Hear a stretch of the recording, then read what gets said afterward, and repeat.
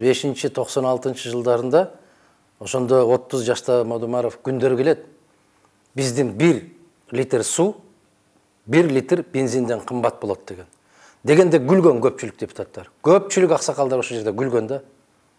Мына ошол күн келди го бүгүн.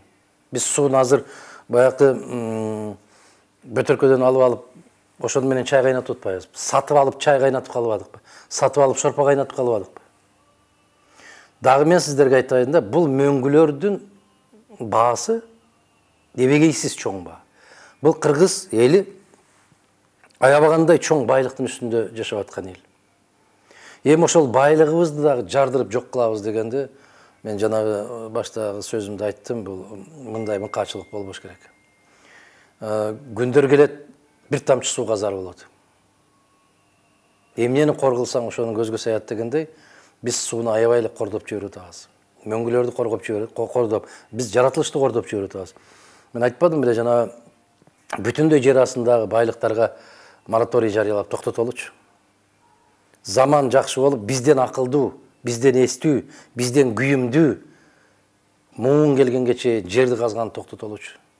Жок, өлүп бараткандай болуп эле ушул уламдан улам шашылышып бараткандай болуп казып баштап аткандыгы, дагы бир жолу айтам, бул өтө чоң душмандык.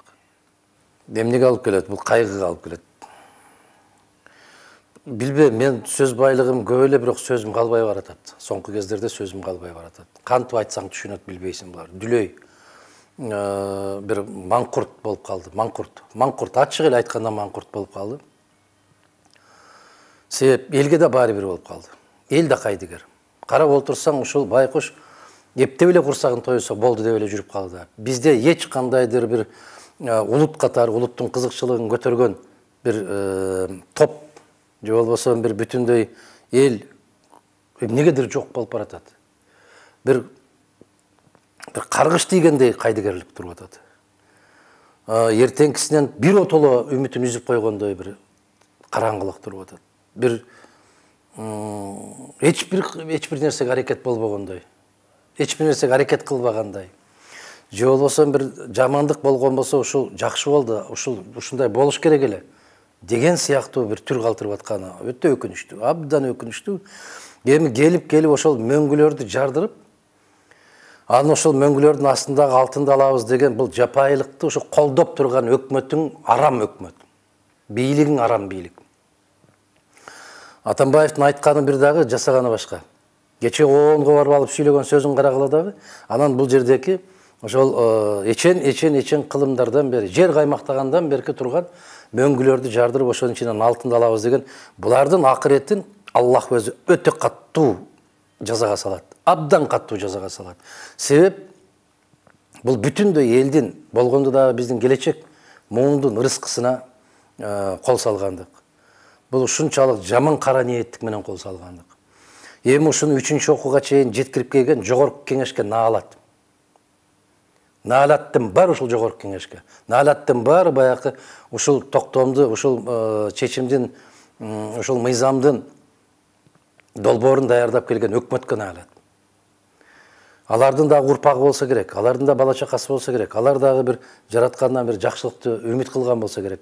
Бир нерсе болсо эле мындай бир асылып эле туруп калабыз го, жок нерсени асылып туруп калабыз. Мына көзүңө көрүнүп турган, сенин мөңгүңдү жардырып атканда кайдыгер болгон улут бактылуу болгонго эч кандай укугу жок. Арам өкмөт. Мен дагы баса белгилеп айтам, буга чейинкиси арам өкмөт болгон, мунусу дагы арам өкмөт. Неге? Булар кыргыздын бир баягы тагдырына кайдыгер. Кыргыздын келечегине кайдыгер. Өзүнүн кара курсагы менен, өзүнүн баягындай толбой аткан, тойбой аткан напсисинин кулу. Буларда кызыкчылык деген жок.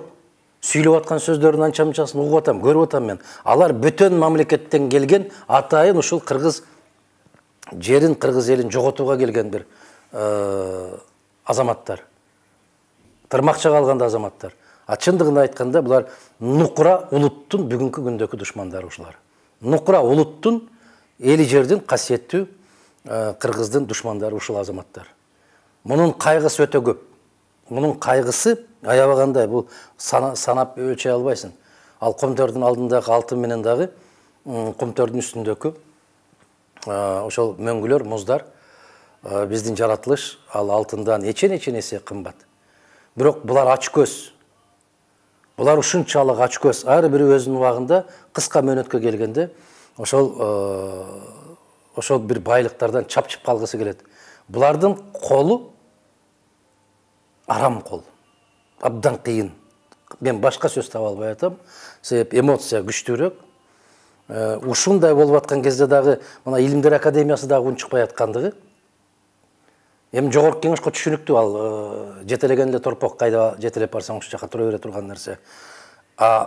Илимдер Академиясы кайда? Эмне болду аларга?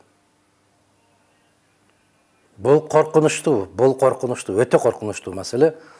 Анан улуттун кайдыгерлиги бүгүнкү күндө чын айтканда бактылуу болууга эч кандай бир мүмкүнчүлүк калтырбай атат. Үмүт да калтырбайт да. Ушунчалык кайдыгер айткан кишинин эле оозу жаман деп эле асылып эле туруп алды, асылып эле турат. Бирок бүгүнкүдөй каракчылык, бүгүнкүдөй мыкаачылык, бүгүнкүдөй кара ниетчилик биздин кыргыздын тарыхында болгон эмес.